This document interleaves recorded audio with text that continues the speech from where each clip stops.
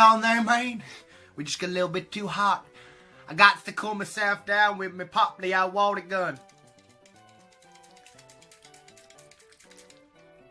Refreshing. That's right, ladies and gentlemen. Once I've dropped myself off, we've got another Pokemon magazine, and this time we've got a Pidgeotto water gun.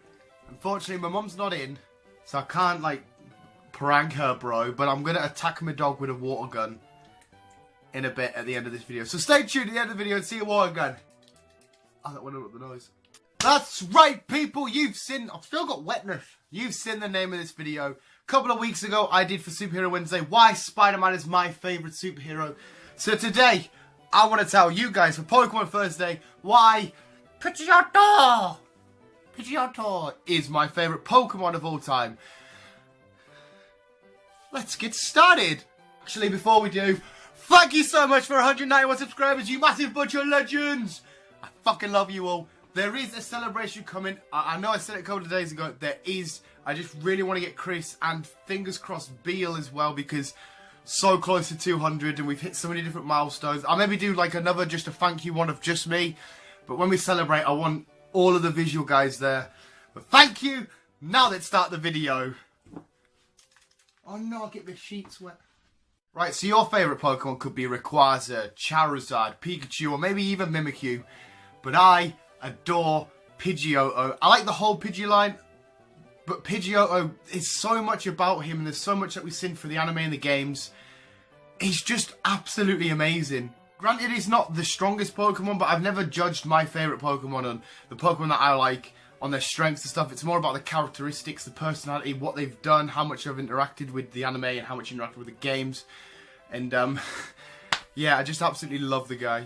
And I'm probably wrong in saying, but if there was no Pidgeotto, you could maybe argue that there'll be no other like main early on starting flying types.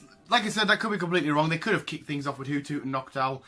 But I think because he's the OG flying type and it all works so well, and a lot of people did love him, and a lot of people did go out and catch a Pidgey and get the Pidgeot and all that stuff. I think he really truly kicked it off and made it a proper tradition to have that early starter flying, well not starter, but you know, early on flying type at the start. He's the OG of the early on flying types.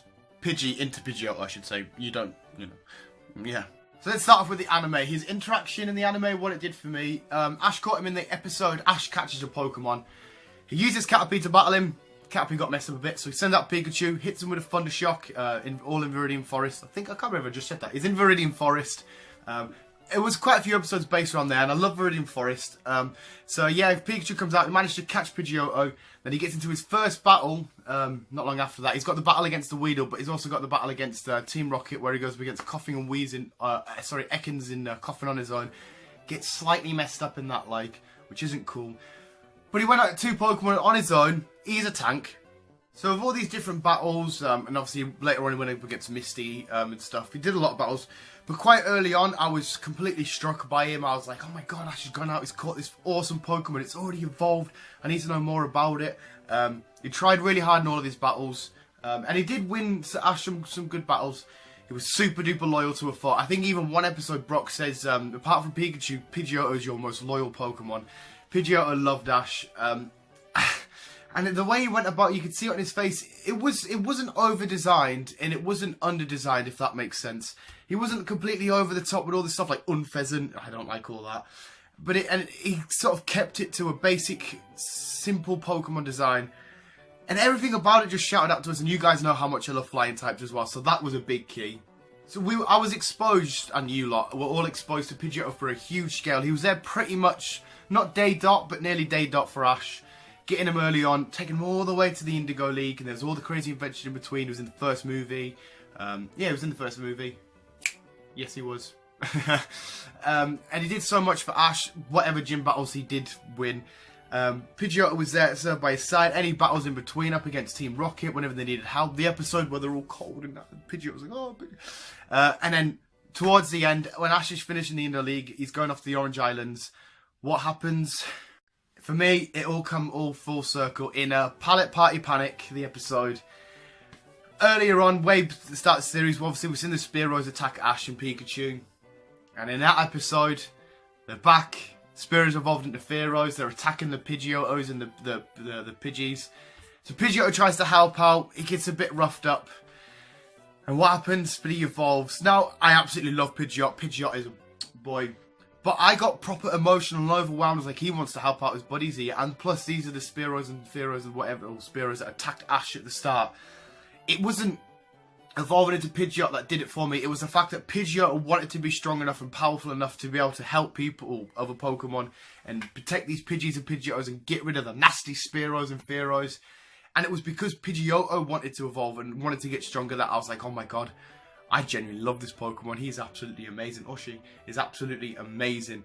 And yeah, it comes full circle. Ash starts off with just his Pikachu, get attacked with Spearow. He comes back, he's got a full team, he's got his Pidgeotto, evolving into Pidgeotto, getting revenge, well, and helping out the Pidgeys that the Fearows and stuff are attacking. It was friggin' beautiful. I may have a little cry. I may have a little cry. PewDiePie trick. What is PewDiePie when he does when he's crying? And Ash says to Pidgeotto, I think you should stay here, look after the Pidgeys and stuff, keep protecting them in case anything happens. I'll come back for you. I'll be back. I'm going off the Orange Islands. I'm doing some stuff. I'm doing some GS bull crap. Where are you, Ash? You haven't come back. You've broke your promise. I love you. You're one of my idols in life, right? I'm 24-year-old, and I still look up to you. You're a 10-year-old, not real animated character. I still look up to you, and you've abandoned your Pidgeotto. And there's also that fan theory. It's quite fun to think of, but it's kind of not. That somebody's already caught that Pidgeotto, which you can't really blame them for. And if there's a wild Pidgeotto flying around, you're gonna catch it. But if whether that's true or not, you guys go look into that. Just YouTube or Google, whatever, the Pidgeotto somebody else captured theory. But he never come back. Broke my fucking heart. I hope he does go back and he's still there and they're like, oh, and I'll be like, oh, for fuck's sake. Yeah, the anime. That was great. Let's move on to what he does for you in the games. Hopefully this video's going off well. Right, so if you played these games 100,000,010%, unless you're just absolutely fucking mental, you caught a Pidgey, evolved it into a Pidgeotto, evolved it into a Pidgeotto. It had to be done. I mean, fair enough, you might not have kept him in your team or whatever, but they would have been there for most of your adventure, at least your first playthrough. I think it's safe to say a lot of people would have had it for their first playthrough. Every time. I can't do it without taking Pidgey all the way to the end. And then Pidgeotto for a huge chunk of the game, and then letting him evolve at the end. I've done it a couple of times without him evolving. I don't know, I always can't stop them evolving because I always think, oh no, you wanted to evolve in the anime, I'm going to have to let you evolve. But anyway, whatever. So yeah, if you played the original games, Pidgeotto would have been part of your team at some point. Super useful, reasonably powerful, great moveset, I think, that you can learn. Obviously, Fly is super duper handy. You gotta catch that Pidgey, man. Just like me, you and Ash and everybody else involved with it, Pidgeotto would have been a huge part of your adventure. And he always gets overlooked quite a lot, I think, personally. Like, a lot of people just sort of get him because it's a necessity, because, oh, just get him for the crack so I can use Fly. And I always feel bad for the little guy, like, oh, well, you know, I've been part of your team, I've done this, I've done your battles, I'm quite strong, you know, come on. Big as up, man. So, I've always got to show the guy love from that respect. Pidgeotto, so goddamn handy. Of course, in Pokemon Yellow, and did they do it in Gold and Silver? Can't remember, it's been too long since I played Gold and Silver and High Gold. But anyway, definitely in Pokemon Yellow, you're getting an under-leveled Pidgeotto in Viridian Forest as a nice little Easter egg to Ash and his Pidgeotto, and that's always nice to see. Even as a young kid playing that, I noticed that. Dan's got street smarts. Pokemon Viridian Forest smarts. So this video wasn't just to try and sell you guys. You gotta love Pidgeotto, give him more credit than he deserves. The greatest thing about Pokemon, you take any, you get a Wurmple, a Spinarak, Wobbuffet, Miltank, whoever the hell you want. There's no wrong answer. You just love the Pokemon that you love. And Pidgeotto was the standout one for me. Absolutely adored the guy since the second I looked at him, the whole evolution line. Pidgeotto's Mega Evolution, I love. Getting a Pidgey's awesome. So yeah, I want to know your favourite Pokemon, and you don't have to put why, but I want to know your favourite Pokemon in the comments below, people. Also remember, in the comments below, let us know if you want us to do next, or on a Pokemon, whichever day, the next time the Pokemon official magazine's out, if you want me to open it for you guys on the channel, unboxing, whatever, just let us know, comments below. But hopefully I have given good reasons, and maybe, do I need to justify it after what I've just said about Pokemon you like, who you like? Hopefully I've given good enough reasons to why Pidgeotto is my favourite Pokemon. Hopefully you guys think, oh yeah, he's cool. But like I said, I don't want to persuade you guys. If you hate Pidgeotto, you hate Pidgeotto. You could be a massive Munchlax fan or a massive, I don't friggin' know, Yoshi. Yoshi's Mario, not Pokemon, Dan. Whatever.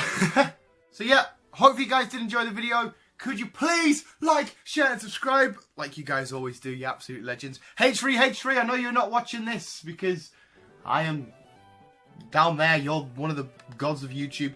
You guys, Ethan and Ela, well done for winning your lawsuit. I don't know why I mentioned it in a Pokemon video, but I just love you guys. So happy that he's won your lawsuit. My mum's just walked in the house as well. She's now downstairs, so I'm not going to attack my mum with this. So I'm going to make it a surprise. As soon as I've already said I'm going to attack my dog with a water gun. And that dog's downstairs, currently attacking my mum like, what have you got in your shopping bags? So thank you guys for watching this video. Let's go attack my dog with a water gun. Whee! Right, so the dog is currently in the kitchen. I'll try and, I don't know, try and stick up attack on her. Do the music. Does that sound like it? A wild Ellie has appeared. Now, Ellie is a fire and dark type, just like Houndour, Houndoom. Don't come in, I'm about to get into a battle. You've got to stay in the grass. Let's battle this wild Ellie and hopefully we catch it. Right, there she is. She's just used sit down attack. Poplio, use water gun. Do you not like that? Ellie. Ellie, that's super effective. Ellie, super effective. It's on your ear. Mom, Ellie's not playing the Pokemon game right. It's super effective and she won't go down. Ellie. I think I won. Yeah, she was having absolutely none of that. I feel bad now because I've got her ear all wet and she was just like... Oh, there's another one appeared. She's looking at me like she wants some. Poplio, this time use Hydro Pump. Get it, Ellie. Come on, get it. Get it. There. You went to snarl it there. She tried to use Bite Attack. Get it, Ellie. Come on, get Poplio. Get it, Ellie. Get it. Get it. No, right, you're still down though. Mum, she's still not playing it again. Poplio, use Tackle. Right, we're gonna end up outside. Nice little lap because it is so hot today. Oh, I don't know if the screen's... But that was this week's Pokemon Thursday. Like I said, Pidgeotto, my favourite Pokemon of all time. That's another good thing about Pidgeotto. Like, Pokemon lists change quite a lot, you know, your top 10s, your top 20s. Pidgeotto has always and always will be remain my top 10, my top 1, my top Pokemon. But thank you guys for watching this video. Hopefully you can like, share, subscribe like I said earlier. Thank you guys for getting us so close to 200 subs, 9 away. And visuals, I'll keep on keeping on. Is the water all gone?